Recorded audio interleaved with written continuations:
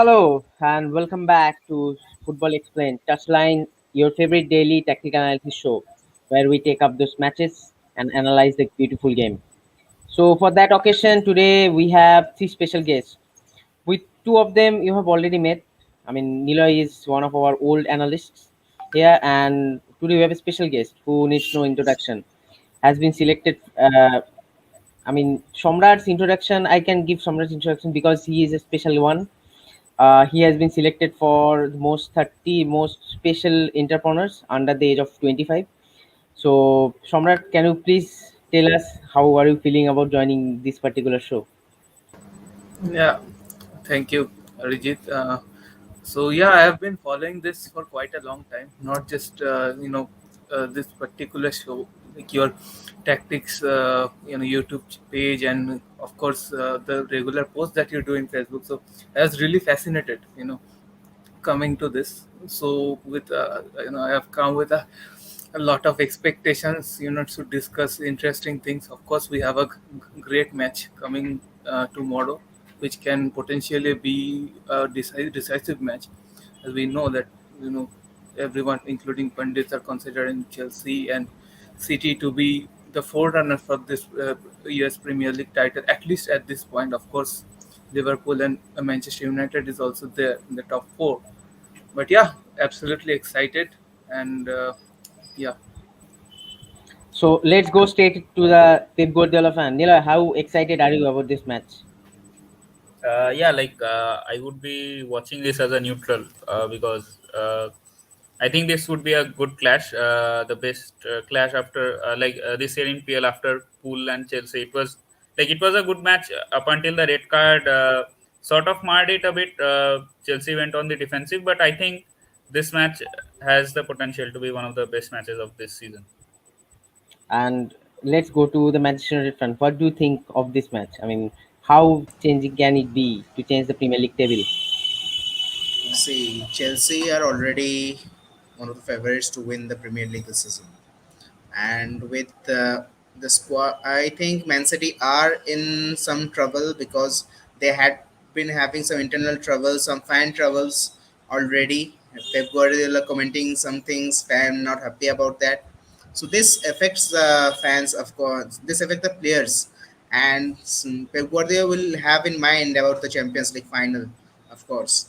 So this is as much as a mental game as a physical game it will be. So it will be a tough fixture for City, I guess. Mostly City. Okay, For Chelsea, I think they have a more percentage of winning this match. More of chance of course, winning. of course.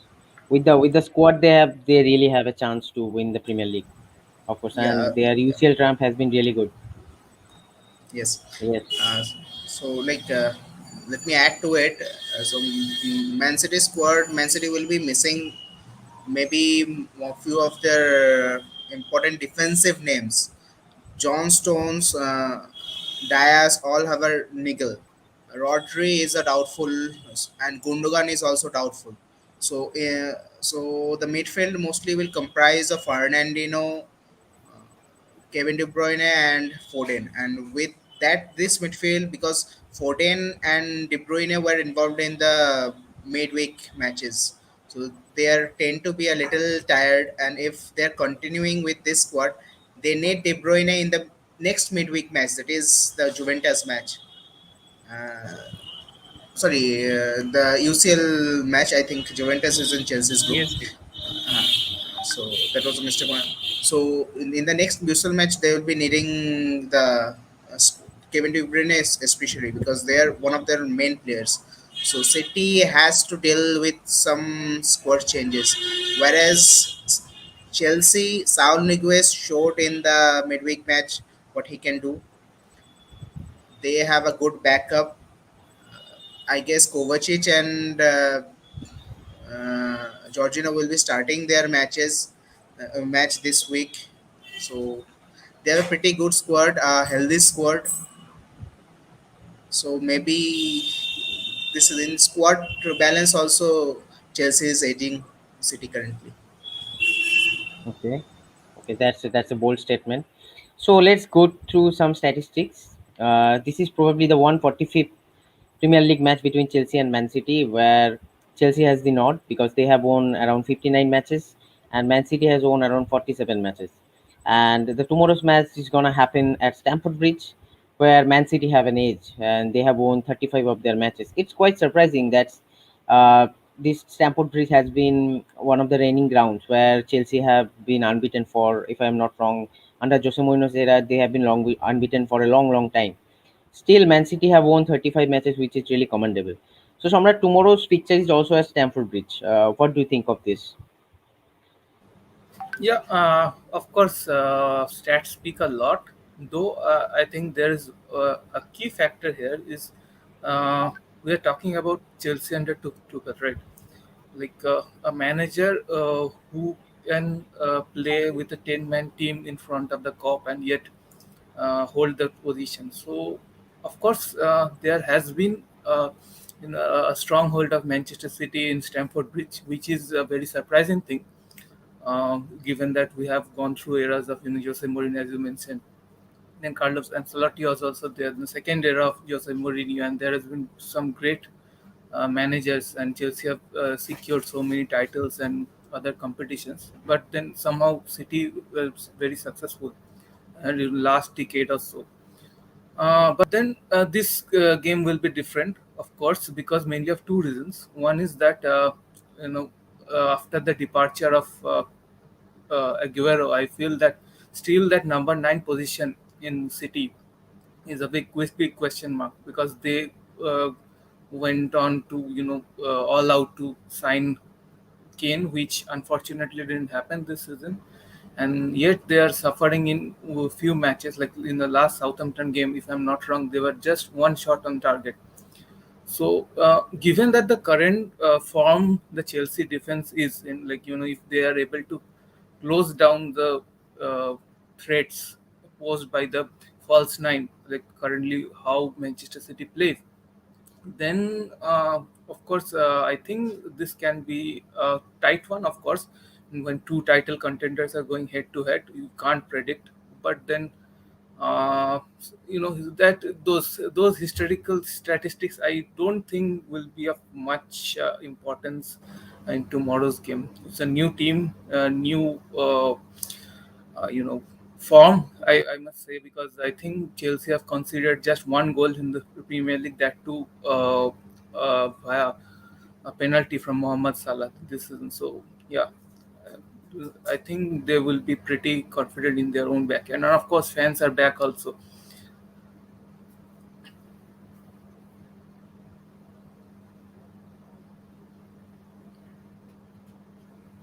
Nandita, you are muted, I think. Sorry for some technical difficulties. So, you can see that that was a special point mentioned by Shomrat that the fans are back. That has really made a huge difference. If you see the away teams, I mean, there was not much difference when a team was playing away, and it makes difference when the fans are there because if you see Manchester United form this season, yes, they have been unbeaten, but the way they played in last seasons in the during the away games, they were totally unbeaten. That can change this season due to this complexion, as the fans are already in the stadium, and also as you mentioned, Somnath, that Tuchel, that he's a special manager for me. So, as we can see that he has already adapted to the Premier League. So that's my question to Niloy. What do you think of Tuchel's impact in this particular Chelsea side? You're mute, Niloy. Sorry. Like when Tuchel came in mid-season, there wasn't much he could do on the transfer market end. So he had to work with the squad he had at hand, and we all could see how the team was struggling defensively under Lampard. Chelsea side has always been good. Like even under Lampard, they were good in attack. They were creating a lot of chances. Mason Mount was, even though he was disliked by a lot of people, he was actually playing good. And their main struggle was defensively, and Tuchel has like taken the three back and made them unstoppable, and like made them a both a immovable object and a unstoppable force. So like his work has been brilliant. How he has rejuvenated Rudiger, Christensen, Even Zoma was playing good, and also the addition of Thiago Silva has been immense for them. Like the experience that he has brought to the team and the way he is leading them, and even Aspilicueta. So like they have a mixture of young blood with experienced like veterans of the game, and also in midfield, like he has revived Jorginho completely. They have Kovacic, they have Kante. I think Kovacic would play this match instead of Kante. So like a pretty good team, and even the bench strength they can call upon is phenomenal. So like he has made a lot of great managers always say that our team should be so great that other people would not want to face us. So Chelsea currently is that kind of team that no one wants to face them. Okay, that's a bold impact from you. So I will go to Shotikda because he has been a Manchester United fan, and so I will talk about Pep Guardiola. What do you think? I mean, if you have see that he has been a bit spectacular about his tactical impact this season, particularly because his team has not started well, and we can see that he has been a bit crazy of a manager who changes his tactics in those big matches. So how can that impact tomorrow's result? See, everyone here, or maybe outside this show, those who are watching this show are maybe of the same opinion that Chelsea is aging. Not only because of Chelsea's tactics, because what tactical impact Pep Guardiola is having this season. See, Aguero have left. Gabriel Jesus is like hasn't been able to have the same impact as Aguero. They haven't signed any strikers this season. They are playing Ferran Torres, Gabriel Jesus as top gaps strikers. So this is very much affecting Pep Guardiola's this whole system, because what he does is he lets the striker at times sit back, let the wingers get into the box, or his tiki taka style like needs a very efficient striker who can make the play and who can also be in the box. That's why they targeted Kane this season. It is like it's a very big thing for Daniel Levy. Daniel Levy won't let his main striker go that easily. So it was to be, and they bought in Grealish. So Grealish is a very much a type of player that Guardiola needs, because he can. So when the wingers get in, maybe two from Ferran Torres and Gabriel Jesus gets in the box, he can shift himself in a CAM role behind them.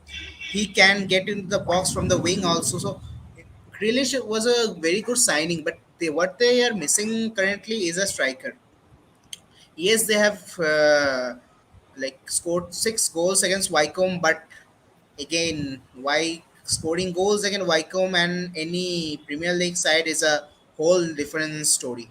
So this this tactical change is mostly being hampered due to the lack of a genuine striker in the Man City team. Their midfield, well, their midfield was what they had last season. Gundogan chipped in the fact end of the season last year, and he chipped in with goals, assists, and that helped City to achieve more goals. And so missing out Gundogan, Rodri may affect City a lot in this match. Fernandino is has aged a lot. He had been a very good impact in the City squad, but he has aged. Like playing full 90 minutes may be tough for Fernandino. So let's see how Guardiola he has to make some changes in his approach. Maybe Guardiola going defensive. I don't see that happening. Guardiola going defensive. Still, Guardiola being Guardiola, still has a squad at his hand, and he will cook something out of it. Yes, yes. And talking about Guardiola being defensive, I mean, you can see that you can, if you remember properly, against Manchester United last season, he has been a bit defensive. I'm talking about the first leg where And he had lost the three back-to-back matches against Ole. and he was a bit skeptical, and he chose the defensive one. And that was a particular boring game which I have watched. Yeah, like Manchester derbies are used to be so special, but that in was the a very dull game for me. in the second match also, Guardiola tried defensive tactics, like Yes, not yes, total defensive, I would say. They were attacking, but they were going much with sideway passes than what Guardiola makes, like forward passes, go forward, increase the tempo, much like Klopp's gegenpress. Guardiola also presses them to increase the tempo at times, switches from vertical tiki taka to direct tiki taka, like yeah, going forward. So this like when going defensive, I don't think Guardiola can do much. And he considered 2 goals against Manchester City. That is also in counter, while attacking, but going. I haven't seen much of Guardiola going defensive. yeah, yeah. So And he in has also lost those last matches against Tuchel, so he can go defensive for tomorrow as well. yeah, like So yeah, uh, some Samrat, I guess, can bring in more light yes, about Tuchel's yes, yes, yes. what That's what. Tuchel like. Yes, Yeah, that's what I was about to say. So, Samrat, Chelsea has started the season with a banger. They have been at the top of the Premier League, which is very heartening to say. But also, as a Manchester United fan, but we are also at the back. We are coming to haunt you in the upcoming matches. That's another day's topic. So, who has been the most influential player for you, or who has been? I'm talking about a lot, not every individual, but you can say some names. First and foremost, instant impact Romelu Lukaku.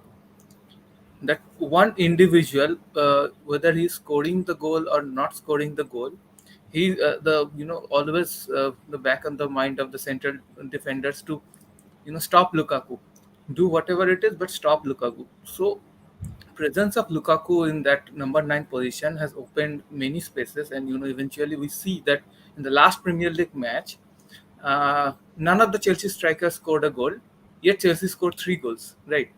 So this is a kind of impact player Lukaku is, and apart from that, another brilliant start to the season is Marcus Alonso. Like it's almost a shame to say that he's a left wing back or left back, whatever you say. He's a proper left winger, we can say. So he has made those swift runs around the left hand side. We usually have seen in the last season that, of course, Ben Chilwell has been good in his debut season with Chelsea, but you can understand that his Alonso's form since the summer break, he has been irreplaceable, irreplaceable, and he has made such an impact that Tuchel has played him week in week out. Even few of the matches I saw that he was literally drained out, but yet he was playing. Two most impactful player, of course, there are 10 different players who have scored for Chelsea this season, but then these two are, I think, mention worthy. Okay, To be honest, and of course, whenever not just about uh, whenever you are winning, the momentum is there, so you will always find any one or the other, scoring the goals and finding the ball in the back of the net. So that has happened, but few things what we have, I think, many tacticians have already noticed. Though Chelsea haven't lost a match yet, but at point we still see the problem of finishing is there. Especially with whenever you are talking about players like Ziyech has been very poor. He was very good during the pre-season, but then since then his form has declined. Mason Mount, we call him like we all know that Mason Mount is Mr. Chelsea, but I think Mason Mount's form has also been not like the Mason Mount we expect him to be. And also Werner's problem is still there, though he scored the all crucial goal in the last match. But then that finishing, I think, is yet to be sorted out. And once I Yeah. think that part is sorted, especially with the wingers, not just Lukaku, because whenever you are playing with the wingers or the second striker, you expect them to score at least 1 in 2 matches. So yeah, I think if that is sorted out, we will be in a much better position, because defense wise there is no much complaint right now. Another interesting thing I saw is that, in under Tuchel, is that 3-4-3 was there during Antonio Conte. Like today is the day, 24th September. I remember 2016. Chelsea lost 3-0 to Arsenal, and Yeah. then I think Antonio Conte changed the tactics to a three four Three three, at the which, back. Yeah. yeah, three at the back, which was quite new to the managers, the then managers of Premier League. And then Chelsea went on a rampage during that phase throughout the winter. Correct. So that was a different team. The players like Pedro and Hazard, who are very influential. Then Victor Moses and Alonso. Alonso, that team was also very good. But what's the difference in tactics, in my opinion, with Tuchel's Chelsea and Antonio Conte's Chelsea? That Chelsea was fearless. Like, even they were may not be clinical at the back at times. They used to concede goals, but then they used to score a lot of goals. Like, if there was a striker, of course we know Diego Costa. Uh, so that was there. This Chelsea is more clinical. Even in a day when Chelsea scores one goal or something, they have been successful to keep that lead. You have seen so many matches Chelsea winning by a single goal. So that using the left and right hand side of wing back position, whatever you call it, 5-3-2, or 3-5-2, whatever it is, mini diamond system, as we call it. If I had a whiteboard, I could have explained. Playing with four players there. Utilizing the two deep midfielders, and the left center back and right center back, and the two wing backs. So always there has been a one player advantage with Chelsea, especially with teams which are playing with 4-3-3, or four at the back mainly. So whenever the right back or left back used to cover one player, there always is the one player who is available to overlap that, find that gap, and go for that cross, or through ball.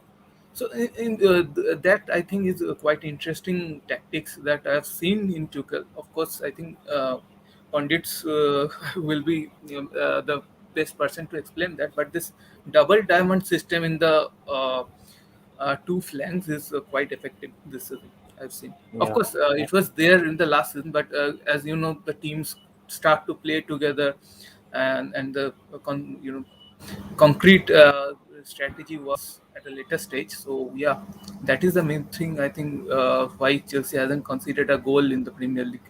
One goal, of course, that was a penalty, but Yeah. not a radical. Open play, not a goal from open play. Yeah, that was some in depth from you, Samrat. So we will go to our next analyst, Niloy, who will be talking about the dimensions of the game. So let's share the screen, Niloy, and start your magic.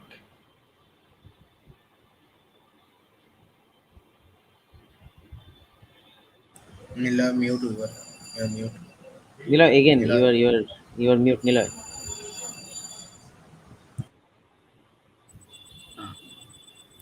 Yeah, so thank you. First of all, we would be going into the dynamics that, like basic formations that both teams are going with. As we know, Chelsea are going to go with 3-4-3, and Manchester City is 4-3-3.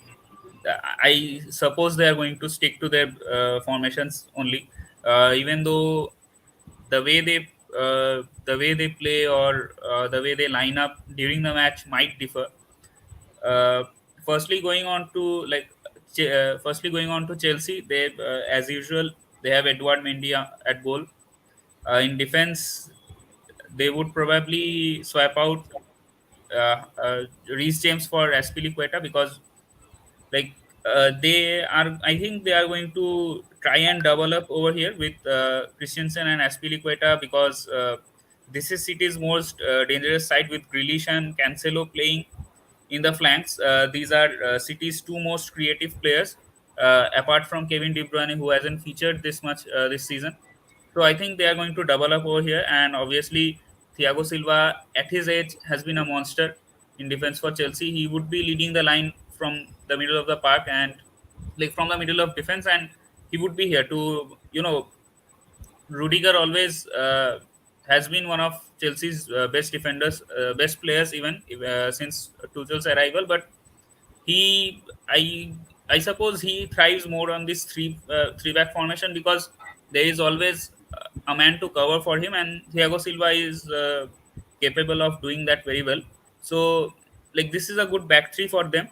And as I said, Aspilicueta is going to be covering up for him, while on the other flank, like we saw against the match with Liverpool, Alonso was like pretty well in doing well in attack also, and he was surprisingly doing his defensive duties as well. So like we have got this part of Chelsea which is a treat to watch attackingly, but on the other hand, it's also like a place in their defense that might get exploited, a sort of weakness you might say. But as I think Chelsea are going to be the one that's defensive, like we were discussing before, that maybe City would be defensive, maybe Chelsea. I think Chelsea is the one that would be defensive because we have seen Thomas Tuchel, like his USP has been adjusting to the opponent very well. Like he keeps the same formation, but he adjusts according to the opponent, and I think they are going to give formation like, possession away, and uh, with that, keeping Alonso and Aspilicueta chained at the back, maybe Jorginho comes into play here. He can sit deep and spray those passes forward. So that might give Chelsea extra man in their backline, and like maybe release Alonso from time to time.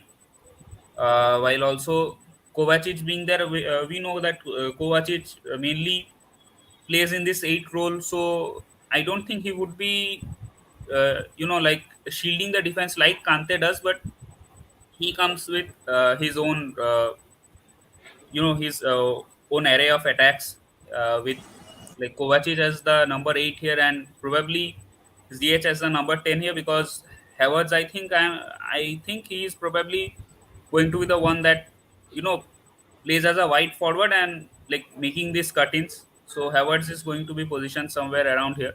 So more of a like, we might say it might turn out to be a 4-4-2 or 4-2-3-1 sort of thing. So, because and another reason why Kovacic and ZH are going to play around this zone, uh, I feel, is to like, if we look at how City is going to line up. Yeah.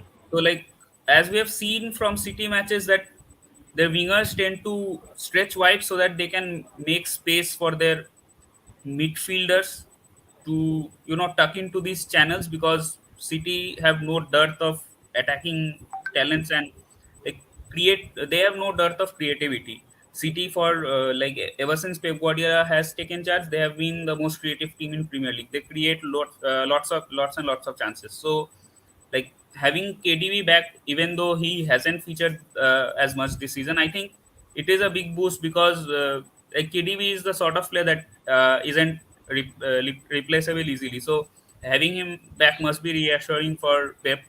So basically, we have got Lukaku up front here, and I think this is going to be a tough task for Fernandinho. With Rodri, it might have been like he has got that, he has got still got that agility, or maybe a support from Ruben Diaz. But I think Chelsea are going to target Man City like centrally, because even Nathan Ake has his own weaknesses in defense, and Fernandinho, I think this is going to be a pretty like area of concern for Manchester City, and that is the reason why I think Walker and Cancelo are going to Cancelo are going to be pinned backwards by Havertz here, because Havertz is going to keep Cancelo in check, and while SP and Christensen double team up to stop Grealish, and Walker on the other hand hasn't been that good on attack, but I think he needs to be pinned down on the slight chance that ZH makes these runs wide, or maybe even Lukaku might drag the other center back or even Walker away for Kovacic to make those runs, because we know that one of City's weaknesses this season or even in the previous seasons is from long shots. So, and Kovacic is one of those players, even ZH, that are good at taking those long shots. So, like, these are the few areas of concerns I think for City. And then again, they also have their plus points, as we might say, or their positives. And one of those being that Gabriel Jesus, as Shotika rightly pointed out, that he isn't that great of a number nine, but we know that surprisingly he has done well as a right winger this season, and so I think he might start there. And with Fernan Torres, I think going with Fernan Torres in this position is their best bet, because out of all the attacking players they have, the best finisher is Fernan Torres. As we saw even in Spain's matches in Euro, Mm. like Yes. he accumulates XG like no other midfielder in the squad. We might talk about Foden or Grealish, but no one does it like Fernan Torres. He can play that role. So he would be playing centrally, and obviously having KDB and Foden just behind him, this is going like City are going to try and break Chelsea's defensive solidity by playing quick one twos and moving into these channels. So I think this area of the pitch is going to be more active. City are going gung ho in attack, because uh, Pep Guardiola always overthinks, but when it's league, he knows that he has to get those 3 points. Even if he doesn't get those 3 points, he would at least try to come away with one. And his way of defending is attack. So I think this is a clash of two philosophies which are similar in some way and are different in others as well.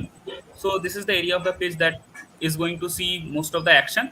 But however, I still think Chelsea are going to make get more solid chances. But this is, uh, I think, how they are going to line up. And obviously, the last but not the least, Grealish is there, and for Foden and KTV's inclusion, I think actually benefits them, because Cancelo from time to time, even at the risk of negating the defense, Cancelo might move forwards and giving Grealish the chance to move inside the box. And also conversely, if Cancelo stays back, Grealish has the chance to roam in these areas, play those passes with KDB and make these runs centrally as well, try and release Fernan Torres. So uh, there's this whole setup City have Yes. for their various moves in attack that they might see, and conversely, even Chelsea have a lot of areas that they can exploit from Manchester City's weakness in defense, and also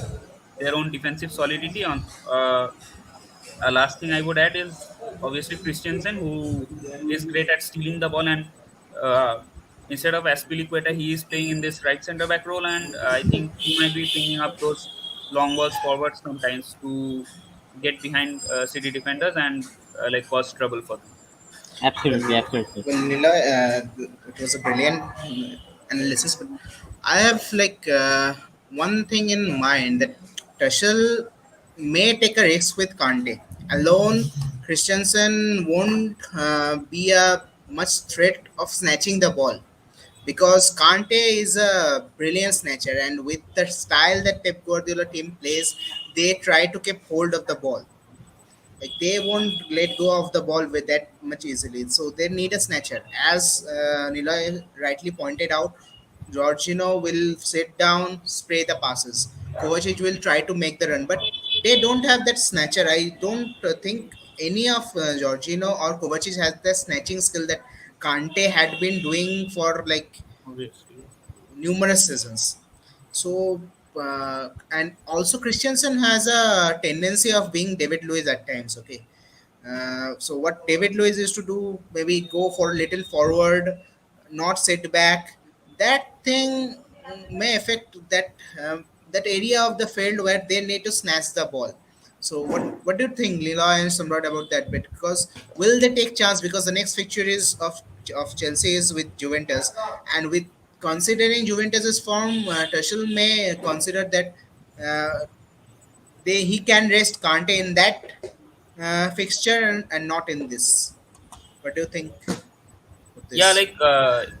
it can go either way because Chelsea are already very strong defensively as with their five-man back, and even Jorginho, even though Jorginho doesn't win those make those ball-winning tackles aggressively like Kante, but he like we have seen for Italy, he can sit deep and make those interceptions. So I think he would be obviously very crucial because City are going to try and look for those passes, and he is going to pick them up. And I think Kante might be a good option for Tuchel here to play, but then again, as Somrat also mentioned that ZH is not in a good run of form and they are missing Mount. So I think ZH is the only option to play that 10 role.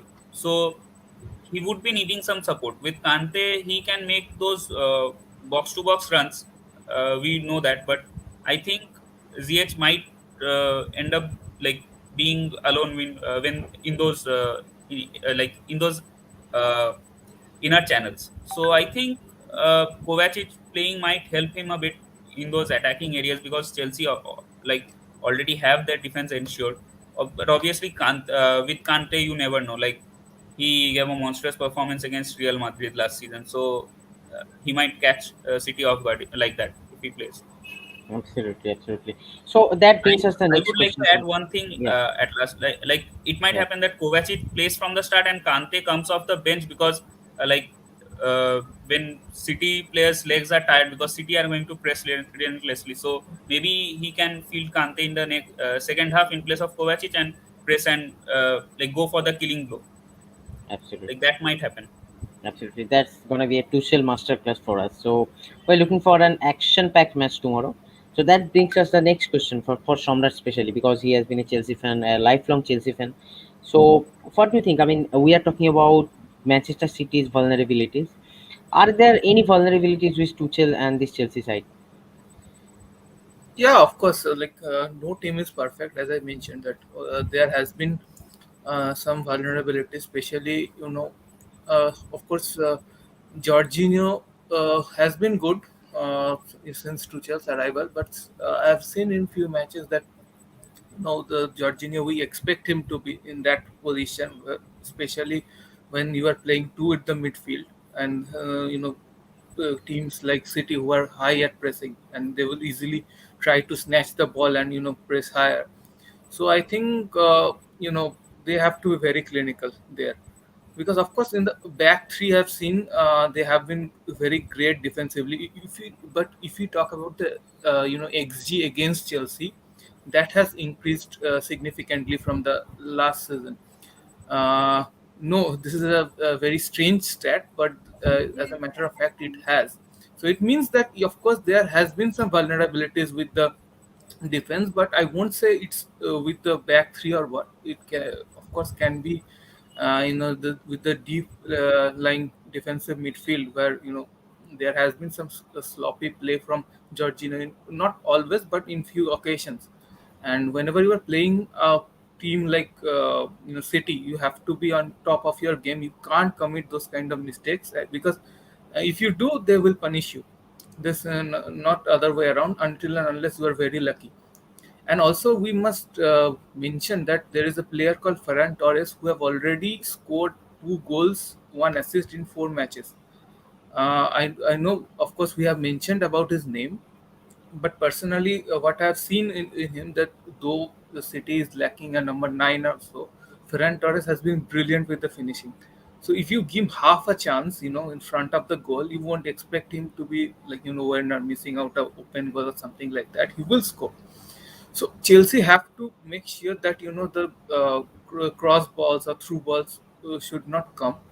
I think that part, and also another thing is that in the left flank, and generally I've seen that Alonso plays at very high, as almost as a left winger kind of role. So if City can exploit that part, though I haven't seen a team to exploit much of that space because of Rudiger's brilliance, sheer brilliance, because he has been brilliant in that left centre back position. But that can be also a potential point of vulnerability if City can capitalize it. But yes, as I said, that Uh, there will be some points where City will find some spaces. There are some weakness, of course, but it's down to how City capitalizes. Because even in the UCL final, we saw so many close chances missed by City.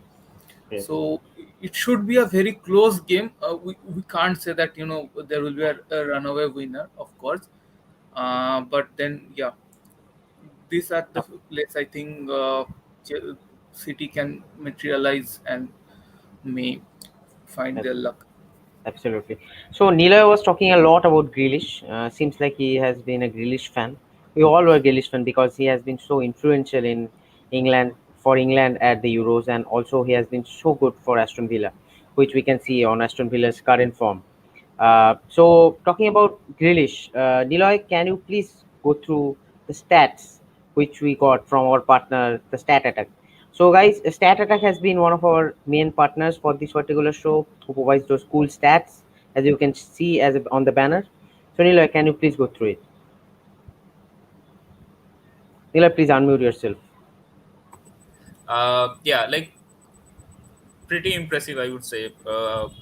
Gelling into a new team whose play style is far different from Aston Villa's, and taking that same left wing role, but playing a different game. He still has one goal, one assist, 18 key passes. Like these are the kind of numbers that Grealish used to have, but like should have, and it is like a evolution in some sort of RPG. In role playing games, a character gets new items and he evolves his stats. So this is the thing that has happened. Grealish has players who understand movement and space better than Aston Villa players. So he can give out more of those passes. Players get on the end of those passes more. So he's creating more chances. He has 24 progressive passes, which is brilliant because I think it has been 5 game weeks, right? So like 5 key passes approximately per match. So progressive passes five. It is brilliant. So and also 29 shot creating actions in 5 games. That is more than 5 shot creating actions per match. And like if you are creating 5 shot creating actions per match as a single player, then even if you don't have a number nine, I think it somewhat makes up for it. Even though City were miserable against Southampton, but like this is a very underrated stat. Like creating those many shots, like imagine having a player like Ronaldo or Salah on your team and creating 5 shots per match. So incredible. So Absolutely. I think like this is one of the reasons why Grealish and KDB playing like when both of them play together and the season progresses, I think it is going to be delightful for City fans. Absolutely. So we have our three panelists who have been working with three particular startups or two particular startups who are working with stats. So Shotikda and Somrat has been working with Sportifan, so they have the particular knowledge about stats as well. So I would like to request Shotikda to talk about Diaz, as he was talking that Diaz might miss the match, tomorrow's match with an eagle. So you can go through his stats and tell us how his exclusion can change the dimension of the game tomorrow. Well, before coming to current season, what Diaz has been doing, I would say Diaz, the signing of Diaz the previous season, it was a new found system like what Liverpool found in Van Dijk, Man Yes, City found in Diaz. They found the stability in defense, and so he is a very important as Kante is a very important structure in Chelsea. He's a very important man in Chelsea. So is Diaz in Manchester City.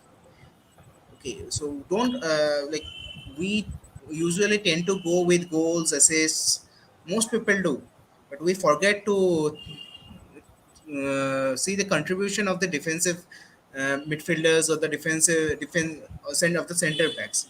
So at first, the stat which came in is Diaz has 1 assist. So you see, a defender can in present days, a defender not only has a role of defending, they have a role of set in the set pieces, have a big role in set pieces, and also most of the defenders are currently built as a ball playing defender, because they can spread the ball from the defense. As you can see, there are seven key passes made by Ruben Diaz, and they are expected to make some overhead passes to the final third, or maybe to the striker, or maybe the playmaking playmaker. So that is so see 41 passes into the final third. So this tells you that not only Ruben Diaz has brought a stability in the defense, but it has also helped Manchester City what Pep Guardiola wants to build the attack to start tiki taka from the very base of the football pitch with Absolutely. 30 progressive passes. Like from 41 passes in the final third and from 30 progressive passes, you know how much Diaz is contributing to the attacking aspect of Manchester City. So if Diaz misses out the match, I hope he does not. uh, it will be a very important, like it will be a strong point for Manchester City. We had been discussing that since Chelsea has so many strong points in this match, but having Diaz, yes, United was able to break Diaz. As a United fan, I am always mentioning in this discussion also, but Diaz had been very good player. I had been following him even before he joined Manchester City. I personally wanted him to join United because of the things that of the defensive mishaps that United had. So Dash is that kind of player who will give you a very big stability. And I would say Van Dijk, if our Liverpool had been contributing mostly through in set pieces. But what Ruben Diaz has brought in for City is building the play from the back, and that is a difference between, because Liverpool. Sorry to just get in a little comparison with Van Dijk. What Liverpool does is mostly depend on Trent Alexander-Arnold or Robertson or Simicas to take that ball, or from the defensive midfield to take that ball from the defense and attack. But what City and Pep Guardiola style is they need a center back who can build that play, and they have got that center back in Diaz. So Diaz is one of the main mans with, like with I will repeat, one assist, seven key passes, 41 passes in the final third in attacking stats, and four tackles, eight blocks, five interception, and 22 clearances. These are like just a few matches, and these are insane stats already. Absolutely, So absolutely. The season he has is a only very started. is yeah. So he is a Yeah, very important player for City. absolutely. So, Somnat was really praiseworthy about Lukaku's inclusion in this Chelsea side. So, I would like to talk about Lukaku stats. I mean, if you, Somnat, if you can explain the stats, so that would be great for us. Yeah, so like as we all know that Lukaku has, of course, gone as per the expected goals, as we know.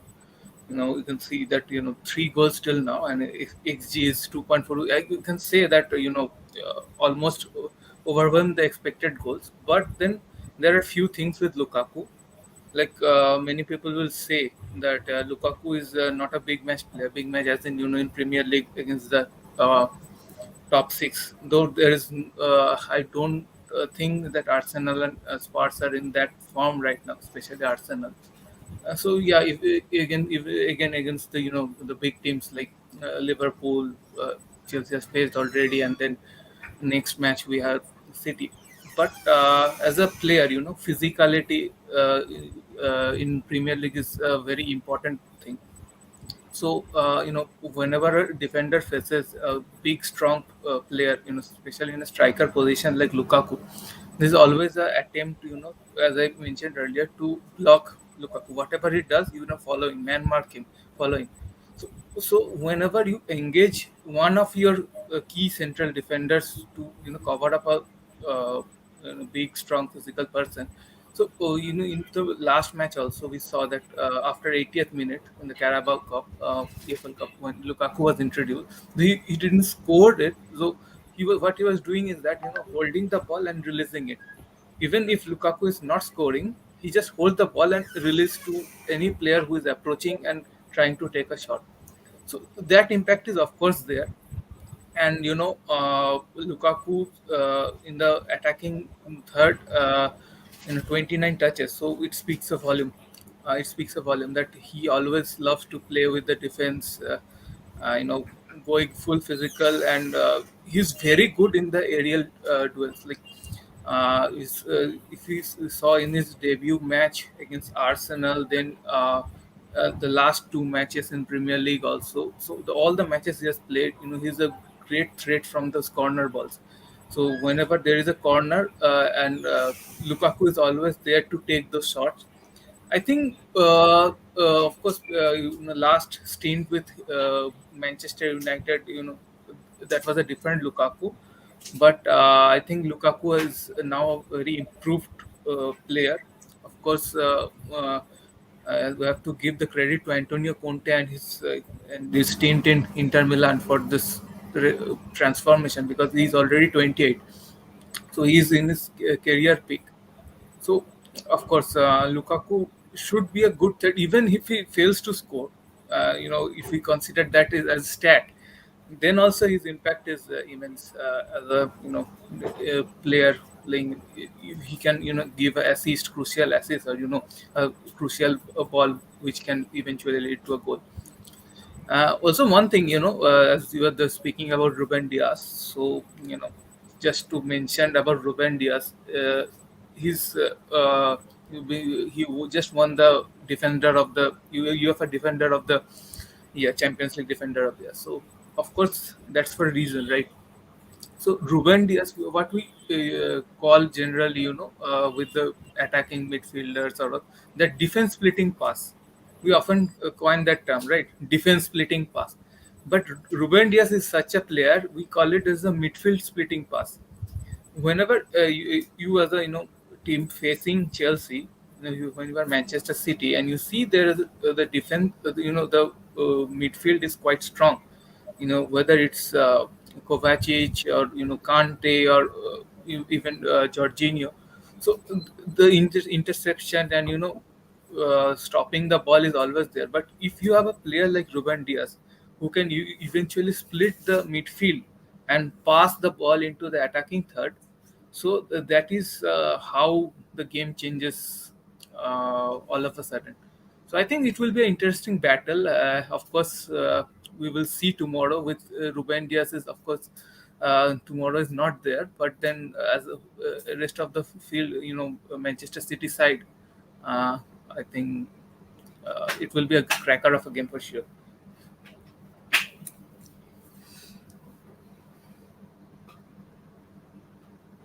Absolutely, absolutely. You have mentioned some special points like how Lukaku's game has changed. Yes, we have certainly see after leaving Manchester United, Lukaku's game has changed a lot. You can see that at his previous side, Inter, and also while he's playing away with the Belgium team. And also, Ruben Dias has been one of the most influential player under Pep Guardiola, especially on this Manchester City side. So, talking about, I mean, we are talking about now, talking about those two wingers, as Niloy was so praiseworthy about those wing backs, how the game can change with the wingers coming into. So, Niloy, can you please talk about Alonso, Marcos Alonso, the special player, which Samrat has already mentioned that has been the most influential player for Chelsea this season. So, what's your take on this particular stats, Niloy? Yeah, so Chelsea, as we have seen, Havertz, Ziyech, Mount, all of them like to play as more of inside forwards. They aren't out and out wingers, because when you play Mount as a out and out winger, he fails. So as good as Chilwell is, I think uh, we all can agree that Alonso is better. And the one big weakness of Alonso was his defensive side, and how he was a liability, and he cost Chelsea in the past. So, but this is something that Chelsea can afford to do now, because Tuchel has solidified the defense in that way that they can have a loose Alonso, and they like even Alonso has changed his game a bit. He tracks back a lot now. So like he has got one goal, one assist. These are obviously good numbers for a left back, but most impressively, 3 shots on target, 12 key passes. Like he is making those passes that count for Chelsea. Like Comrade said, Chelsea haven't been creating as much as they were doing, but still, and a big part of that coming from Alonso. So it is impressive. Like Jordi Alba did for Barcelona when they were on song. So it is a good stat. And 3 shots on target from a left back is pretty good because we know how he likes taking those long shots, and also he's good at set pieces. 4 completed crosses, 19 progressive passes and 16 shot creating actions. We saw about Jack Grealish who has 29 shot creating actions. Then we have a defender who is creating 16 shot creating, like who has 16 shot creating actions for a defender. That is almost 3 point something per match. So pretty good output. He has 3 shots on target and 3 point something shot creating actions per match. Uh, like a good stat, I would say. And also, Absolutely. like I said, his defense has improved. 13 interceptions, 12 clearances. It shows, like it goes to show the numbers don't lie. So Yeah. pretty good. As they say, the stats don't lie. So, yes, there have been some questions about there. I will always question Alonso's defensive ability because there have been so many instances in the past where the team has considered due to his defensive vulnerability. But there was no question, no second thought, no second opinion about his attacking abilities. He have been one of the main players of Fantasy Premier League, and the guys who plays Fantasy Premier League knows about his inclusion. So that's it. I mean, that's the magic of three at the back. Three at the back can change these kind of vulnerabilities. Like while you were playing with a winger who has this kind of a defensive vulnerability or a wing back, so your three at the back can actually comes into play, and those three defenders can tuck into those left back areas and can mitigate those areas. So that's the magic of Tuchel's three at the back. And I've always been in love with the managers who plays three at the back, especially starting with Antonio Conte, who has taken a bring a revolution in this Premier League. So after that, so many managers have opt to play with the three at the back system in this Premier League. Yes, so we are at the business end of this season, and business of this particular show. We'll take some fan questions. We don't have any fans, but we have some spectators. So let's start with we have some praise for Shautikda. He says Geo Shautik. Okay, I don't know he's talking about Geofy or not. Then again, excellent analysis, Shautik. Okay, some fan comments coming on from Shautikda. Shautik Kumar, the best young analyst. Okay, I don't know whether he is young or not, but yes, he is a great analyst. Uh, Undoubtedly, Archana Chaudhary. Okay, they are talking about them on themselves. Okay, then please throw some light on whether Alonso will start. Have to change my FPL team then. Yes, definitely. I mean, I haven't heard about any niggle or something like that. You guys can tell that whether he has any niggle or not. No, I Oh, don't he think will so. start. He will He start. has Yeah, to. And in fact, yeah. that is So the reason why he was there in the stadium and Tuchel didn't included in the squad in the first place. Like he needed the okay, rest because two important games coming up. okay. So Mr. Ochi, you can keep him in your FPL team. There is no second thought about it. Then again, some good words for Lukaku. Lukaku is in good form, but that doesn't translate to being a great striker. He's yet to prove himself as a big match player. Yes, that has been a great question against Lukaku. Like his stats against the Minos. Can't say Mino because English Premier League don't have any Minos. There have been some lots of upsets in the past. We have seen that the small teams have beaten the big teams quite often. But then again, we have seen that against the mid-table clubs or the bottom of the table clubs, Lukaku has been excellent. But when it comes to the big matches or the big teams, Lukaku's form gets into die. So, what do you think, Shamrat? Yeah, as I mentioned earlier, also Lukaku's physicality makes the defender just cover him. So for the mid-table team and small teams, they mainly try to get at least 1 point from the game. So they try to just cover him up or so. But then due to his physicality, he always wins, and quality of players is always different from the top teams. But for the top teams, the tactics are there, and of course, situation is quite different. But even though we have seen, and I think only fourth match he has played in the Premier League, right? And he has scored already 3 goals. So I don't think it's the right time to judge whether he's a top team, who will play against top team or not. I think maybe a half of the season we can be in a good place to consider that. Of course, his last stint, that Manchester United Lukaku with a heavy body and all, that was a different Lukaku. This one is a different version. So we have to wait and see. Of course, we can't say either that he has already proven himself. So yeah, I think Yeah, Absolutely, time will but tell. absolutely, I would like to add with Samrat's what Samrat tell, because if everybody has seen what Lukaku, how Lukaku played in this Chelsea matches, what the complaints that Lukaku had against him, that he is not able to finish when he was in Manchester United. He is not able to finish. He lost the touch of Everton finishing. What he did in Everton. Another thing, his first touch. Another thing, his holding ability.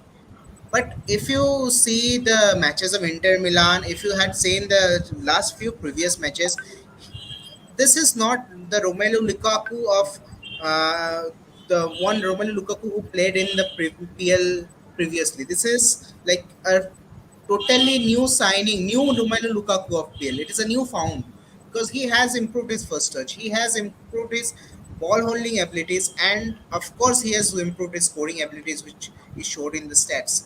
So currently, I'm looking out for Lukaku in this match because I think he will make an impact again absolutely, Manchester City. absolutely. There are no second thought about this. During his time at Man United, he has failed to win big games. Will he do it with Chelsea? I highly doubt so. Remember Belgium versus Italy in Euro? That sums up Lukaku. Yes, I mean, at Manchester United, he had various problems. Like he has also expressed that he has some problem with his metabolism while at Manchester United, and the doctors of Manchester United have failed to identify that. So that has also been one of the reasons why I can't say Lukaku played poorly for us, because his stats don't lie, because he scored a lot, like 28 in the first season, if I'm not wrong. But then again, if you can't have much impact on the big games, you will be judged. You will be judged by the fans. So that's the thing. Uh, the next comment is also for Lukaku. There are lots of comments coming from Lukaku. I mean, that's how influential player he has been for Chelsea. Yes, he started the season quite well, quite well. Lukaku will find it tough against the top of teams. Will stat pad against the Minos for sure. Yeah, that's what I was talking about. It has I been would happening. like to add something here, Yeah, if I may. yeah, The thing is, as people are saying, he likes to stat pad against Minos. If we even take top half teams, top six maybe, the six teams that vie for the European spots. So we have 14 teams. If we have a striker who statistically scores against 14 teams and even goes missing out against six teams, we are securing more points than a striker who is known as a big match player. I would controversially say Drogba, who was a big match player, but he never really past 1 2 seasons. He never really was in the top scoring charts always. Like Salah has been there for like the modern era strikers. They have always been scoring more than 20 goals per season. This was a rarity in Premier League back in the day. So the modern game has changed, and the striker can't alone be judged on his goal output anymore. So there's a lot to his game, and as Shomrat said, that he does a lot And off the it's ball work also that about frees up all perspectives. the other players. In the last season, Chelsea's top scorer in the Premier League was Jorginho with 7 penalties, right? yeah, So if we consider that and Lukaku coming in, even if he's scoring 15 goals throughout the season, that is an upgrade to the existing team, absolutely, because already Chelsea has players who can score crucial goals, win any crucial matches. So it's not that the Chelsea team is built around Lukaku. It's that they have added him so that he can I've seen that Chelsea lost very crucial matches even against so-called minnows, because Premier League is so unpredictable. So Chelsea will make sure that they don't lose out those crucial points first. And for the of course there are many top class players in the Chelsea squad, I think, who can step up any given game day. It can be a Kai Havertz, it can be a Mason Mount, it can be any on the even N'Golo Kante. We never know. Absolutely, absolutely. Yeah. So let's go straight to the next comment. The best thing about this Chelsea this season is the fact that they already have 10 different scorers. That stands out. Absolutely, there is no second thought that Chelsea is one of the best teams in the world right now. With a double squad they have. I mean, they have a squad which don't have. I mean, there are some teams which have a thin squad, but then there is Chelsea who can easily point out two or three teams on two or three different game weeks. So that's Chelsea's success for a few seasons. I mean, that's also the management success. Also, the past manager success. Like we also have to give credit to Frank Lampard for bringing in some new faces in this side, which Tuchel is now enjoying success with them. So that's the managerial process. You also have to praise. The next comment is, will KDB start? Yes, of course he will. I mean, I haven't heard any news regarding whether he will not start or not, but yes, he will start. I feel, and Well, his questions comes in as he had started in the midweek, but yes, he will, like, he missed many of the matches uh, previously, so Pep Guardiola will look into use more, like, more of his playing skills. I don't think he will okay. be missing most of the matches in the next fixtures. So Yeah, yeah, yeah, he will be and playing regularly. it's only the start of the season, so I don't think there is no worry of playing two matches back to back. Uh, then again, okay, Abhishek. Okay, so by the way, he is the CEO of Quadcover Sports, so he's away with his duties at Duran Cup. He's working at Duran Cup currently. So thanks, Abhishek, for joining in this show. Let's go Chelsea. By the way, you are a Bayern Munich fan. Why are you saying let's go Chelsea? I don't know. Uh, some good words coming for our show from the CEO. This is the best football analytics show. Thank you. Thank you for encouraging us to get into this show. Uh, Thrilled to see some new faces in this show. Great one, guys. Keep it going. Yeah, of course. In the coming game weeks, we will also bring some new faces and we will also bring our old analysts. Great analysis, Shautik. Okay, this has been. I can't understand. This is a Chelsea versus City pre-match discussion or Shautik Kumar's quiz. I don't know what it is. Shautik Kumar show. It has been stand out. So we will now at the end of this show. Before ending up, that particular question: who is going to win this match, and how important is this match for changing the dimension of the Premier League from tomorrow? Although it's really only 5 or 6 game weeks, but still it can change the complexion of this Premier League. So one by one, you can answer. Let's start with Shautik. Well, I will go with a straight cut 0-0, but because that gives the advantage to United. So, of all the analysis I have done, I've seen said this like Chelsea has this weakness, Manchester City has this weakness, this strength. But I want them to get a 0-0 draw because that will help United. So, just if I'm being realistic, it's all again a 0-0 draw. Absolutely, So I absolutely. can't think of anything. Yeah. Yeah. So Shomrat, what's your take on this? Who do you think gonna win this match? And This one will be a close one. Yeah, I could have agreed with what Soptika said, but then I think maybe we know to even if it is 0-0 in the first half, they will go for something in the second half. Can be a 1-0 either way, but it's 55-45 in my opinion for Chelsea, given the current run of form and how defensively good they have been. So yeah, 1-0 to absolutely, Chelsea, one but nil then to of course Chelsea. it will be very very close. Can go Yeah, on the other way as also. that was a very safe answer from you, I can say. So what do you think, Niloy? I think Chelsea are going to win by one goal. So 1-0 is too bland and 3-2 is too adventurous. So I would say 2-1 win for Chelsea. Okay, okay. So I will completely agree with Shotikda because that's gonna help us win this league. Also, you can't win the league at October, but yes. Then again, some comments coming up. Great show. Okay, thank you, Sojanno. He is also one of our friends working at Huddle, a sports performance analyst. Bikram Chaudhary, Coach Arijit sir, how are you? I don't know why are you mocking me at 9:30. Please take my name once in your life, okay? Feels like we're doing some TikTok show or something like that. Okay, before end, I would also like to say that yes, this Chelsea side has been really special, and Manchester City has their own vulnerabilities.